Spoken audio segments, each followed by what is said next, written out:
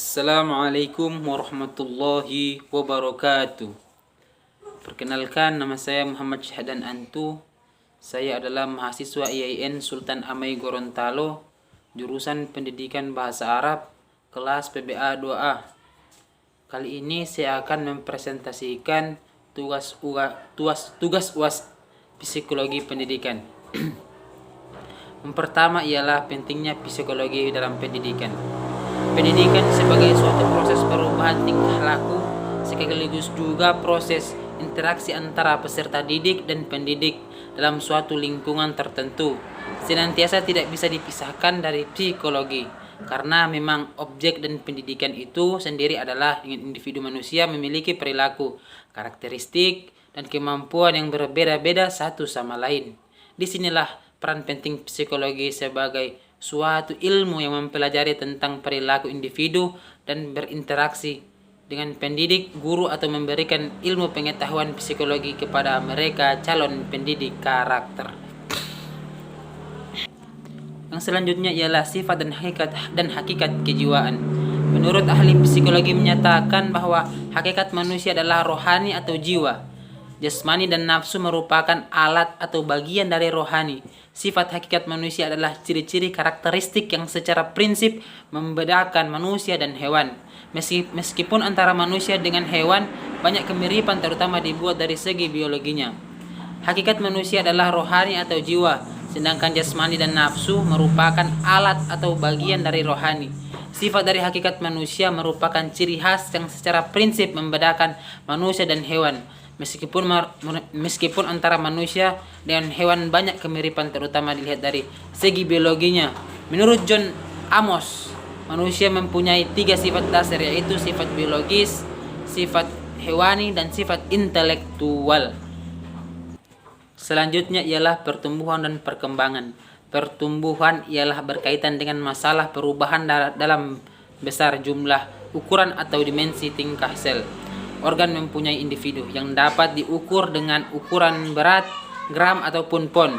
Sedangkan perkembangan adalah pertambahannya kemampuan dalam struktur dan fungsi tubuh yang lebih kompleks dalam pola yang teratur dan dapat diramalkan sebagai hasil dari proses pematangan.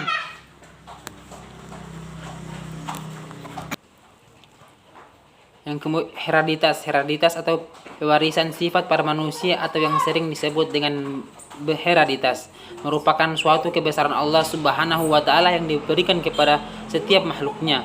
Dapat dibayangkan bagaimana jika di antara anak dan orang tua tidak memiliki kemiripan sedikit pun dalam postur atau sifatnya. Sekiranya ada kemungkinan akan banyak timbul konflik karena hal tersebut. Hereditas atau pewarisan adalah pewarisan watak dari induk ke keturunannya, baik secara biologis melalui gen atau DNA, atau secara sosial melalui pewarisan getar atau status sosial. Kemudian psikologi lingkungan. Psikologi lingkungan merupakan ilmu perilaku yang berkaitan dengan psikologi lingkungan fisik. Faktor-faktor lingkungan yang bisa mempengaruhi manusia diantaranya ialah kondisi geografis, pola pergaulan, pola asuh dalam keluarga, cara mendidik orang lain, proses komunikasi, stres lingkungan, aturan dan lingkungan, kebiasaan dalam lingkungan, kebudayaan, proses adaptasi, dan interaksi dalam lingkungan. Selanjutnya ialah tinjauan teoritis tentang belajar. Yang pertama, beberapa macam teori belajar yang muncul dalam masa perkembangan psikologi pendidikan, diantaranya yaitu teori behaviorisme, teori kognitif, teori humanistik. Beberapa faktor yang mempengaruhi dalam proses belajar. Yang pertama, faktor yang disebabkan dari dalam diri siswa. Yang kedua, faktor yang berasal dari luar diri siswa. Yang ketiga ialah jenis-jenis belajar.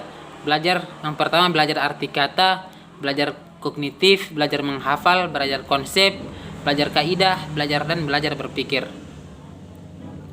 Yang keempat adalah dalam motivasi belajar terdapat 3 hal, yaitu suatu perubahan tenaga dalam diri seseorang ditandai oleh dorongan efektif seperti lebih bersemangat, ditandai oleh reaksi-reaksi mencapai tujuan, yaitu tindakan nyata. Yang selanjutnya ialah inteligensi. Menurut KBBI, daya reaksi atau penyesuaian yang cepat dan tepat baik secara fisik maupun mental terhadap pengalaman baru, membuat pengalaman dan pengetahuan yang telah dimiliki siap untuk dipakai apabila dihadapkan pada faktor dan kondisi baru. Menurut para ahli, yakni Howard, mengemukakan bahwa inteligensi adalah kemampuan untuk memecahkan masalah atau menciptakan suatu produk dalam berbagai macam setting dan dalam situasi nyata. Macam-macam inteligensi ialah inteligensi terkait dan bebas, inteligensi menciptakan dan meniru, kecerdasan intelektual, kecerdasan emosi, kecerdasan bahasa, kecerdasan sosial. Dan faktor-faktor yang mempengaruhi inteligensi ialah faktor bawaan, faktor lingkungan, stabilitas inteligensi dan IQ, dan kematangan. Yang selanjutnya ialah pengenalan peserta didik. Peserta didik dalam pandangan pembelajaran merupakan objek didik, subjek didik, dan sebagai keduanya objek dan subjek didik. Sedangkan dalam pandangan kontroversial serta peserta didik dipandang sebagai objek didik. Peserta didik memiliki ciri khas dan kebutuhan tersendiri. Dengan demikian, pendidik harus mampu memahami ciri, karakteristik, dan kebutuhan setiap peserta didik. Perkembangan fisik peserta didik atau mempengaruhi proses belajar peserta didik, melakukan berbagai aktivitas fisik sebagai pengalaman belajar. Kondisi panca indera, normalitas anggota tubuh, asupan gizi, dan keadaan kesehatan secara menyeluruh mempengaruhi proses belajar. Penglihatan dan pendengaran sangat diperlukan dalam belajar. Gangguan pada fungsi panca indera menyebabkan perhatian individu tidak optimal dalam belajar. Perubahan bentuk dan berat badan, suara yang membesar, gerakan fisik yang semakin lamban, mudah mengantuk, perasaan tidak nyaman ketika mengalami haid, semua ini memberi pengaruh terhadap suasana belajar peserta didik. Perkembangan mempunyai arti suatu proses perubahan individu yang pelaksanaannya teratur, berawal dari masalah konsepi dan berlangsung sampai akhir hayat. Sedangkan pertumbuhan merupakan proses perubahan individu secara fisik. Perkembangan dan pertumbuhan di mana keduanya merupakan bentuk perubahan dari individu.